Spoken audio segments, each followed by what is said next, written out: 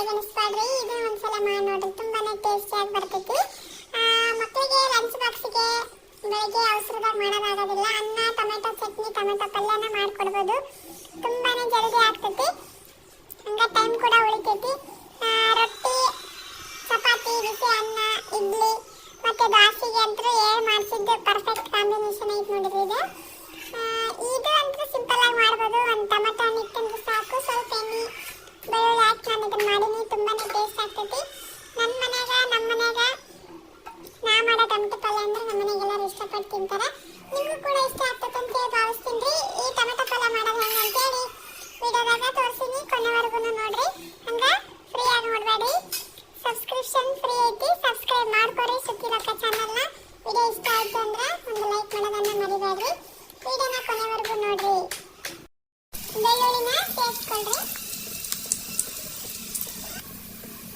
ಕರಿಬೇವನ್ನ ಹಾಕೊಂಡು ಜವಾರಿ ಟೊಮೆಟೊ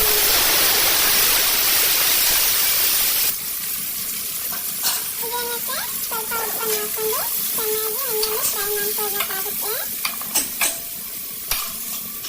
ತುಂಬ ಟೇಸ್ಟಾಗಿ ಚೆನ್ನಾಗಿ ಬರುತ್ತೆ. ದೋಸೆದಲ್ಲೂ ಓಕೆನೇ ಆಗುತ್ತೆ.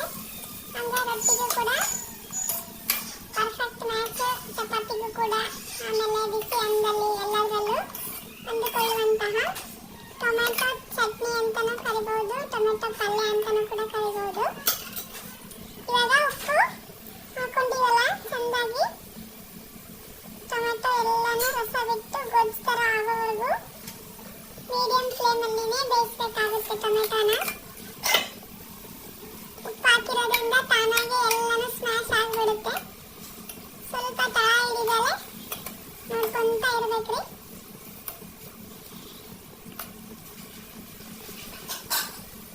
ವಿಡಿಯೋ ಇಂಟ್ರೆಸ್ಟಿಂಗ್ ಆಗಿರುತ್ತೆ, ತುಂಬ ಟೇಸ್ಟಿ ಆಗಿರುತ್ತೆ. ಕೊನೆವರೆಗೂ ನೋಡಿದ್ರೆ ಟೊಮೆಟೊ ಪಲ್ಯ ಮಾಡೋದು ಹೇಗಂತ ನಿಮಗೆ ಗೊತ್ತಾಗುತ್ತೆ. ಇದಕ್ಕೆ ನಾವು ನೀರನ್ನ ಮುಡಿಸ್ಲೇಬಾರ್ದು. ನೀರು ಮುಡಿಸ್ಬಿಟ್ರೆ ಟೇಸ್ಟ್ ಅಲ್ಲೇ ಕೆಟ್ಟೋಗ್ಬಿಡುತ್ತೆ. ಅದಕ್ಕಾಗಿ ಏನು ಎಣ್ಣೆ ಹಾಕೊಂಡಿರ್ತೀವಲ್ಲ ಅದರಾಗೆ ಬೇಯಕ್ಕೆ ಬಿಡ್ಬೇಕ್ರಿ ಟೊಮೆಟೊ ಹಣ್ಣು. ತುಂಬ ಚಂದ ಚಟ್ನಿ ಆಗೋ ರೀತಿಯಾಗಿನೇ ನಾವು ಮುಡಿಸ್ಬೇಕಾಗಿಲ್ಲ, ಸ್ಮ್ಯಾಶ್ ಮಾಡಲೇಬೇಕಾಗಿಲ್ಲ. ಟೊಮೆಟೊ ಹಣ್ಣಂತೂ ತಗೊಂಡಿರ್ತೀವಲ್ಲ ಅದ್ರಾಗೆ ಸ್ಮ್ಯಾಶ್ ಆಗಿಬಿಡುತ್ತೆ ಮೆತ್ತಗಾಗಿ. ಸ್ವಲ್ಪ ಗೊಜ್ಜು ರೀತಿ ಆಗೋವರೆಗೂ ನಾವು ಸ್ವಲ್ಪ ವೇಟ್ ಮಾಡಬೇಕಾಗುತ್ತೆ.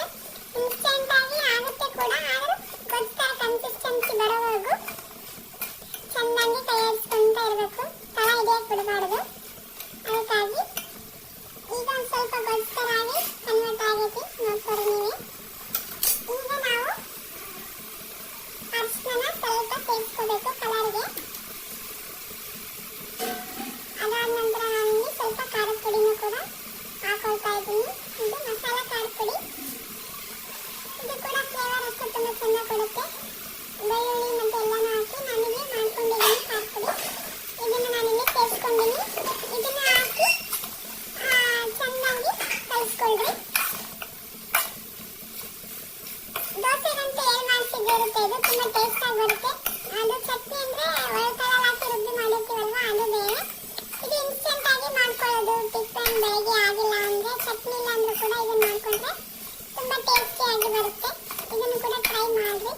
ಹೆಂಗೆ ಬಂತು ಅಂತ ಕಮೆಂಟಲ್ಲಿ ತಿಳಿಸಿ. ಇದೇನು ದೊಡ್ಡ ಮಹಾ ಅಡುಗೆ ಅಲ್ಲ, ಆದ್ರೂ ಕೂಡ ಕೆಲವು ಬ್ಯಾಚುಲರ್ಸ್ಗೆ ಅಡುಗೆ ಕಲಿತಿರೋರಿಗೆ ಹೆಲ್ಪ್ ಆಗುತ್ತೆ ಅಂತ ಈ ವಿಡಿಯೋನ ಮಾಡಿದ್ದೀನಿ. ಯಾರ್ಯಾರು ವಿಡಿಯೋನ ಕೊನೆವರೆಗೂ